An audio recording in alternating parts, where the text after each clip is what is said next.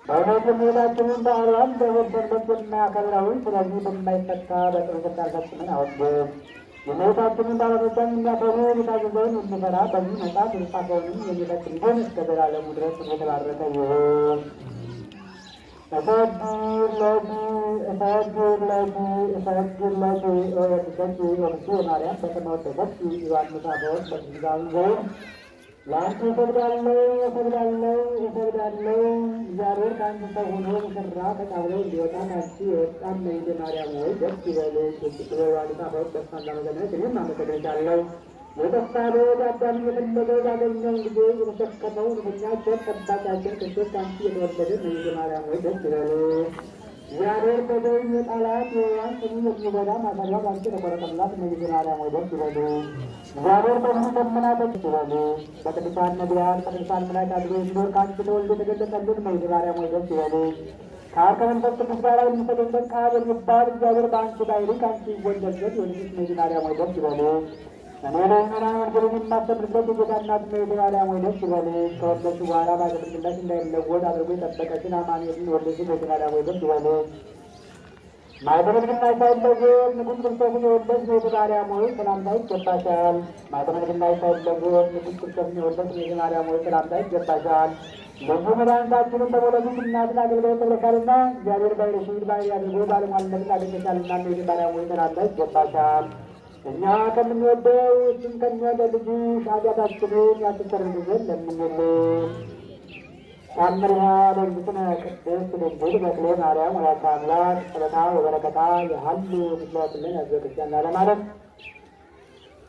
ልመኗ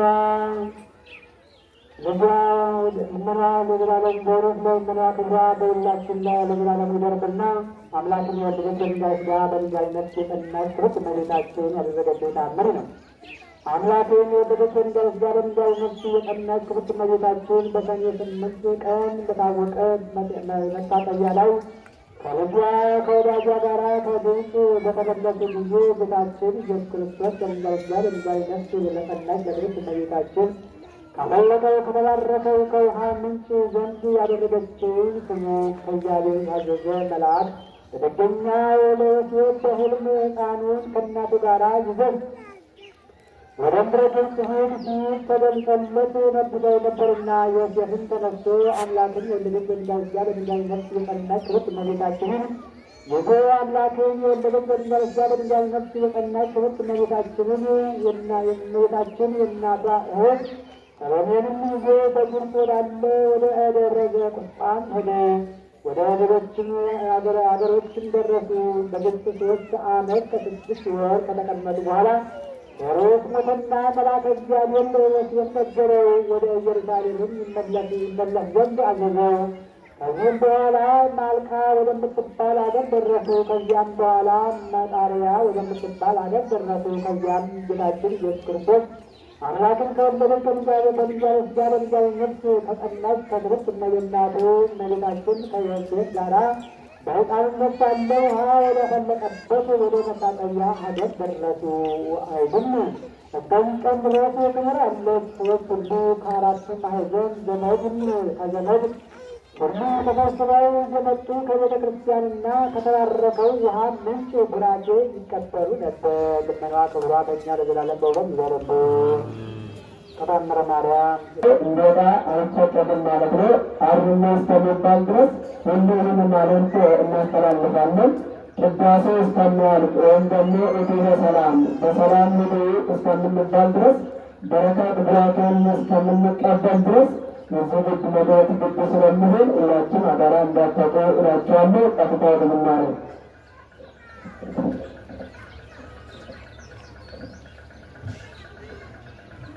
መንፈስ ቅዱስ ወደ አምላካችን መዝሙርን ለመዘመር በአብ ወልድ በመንፈስ ቅዱስ ስም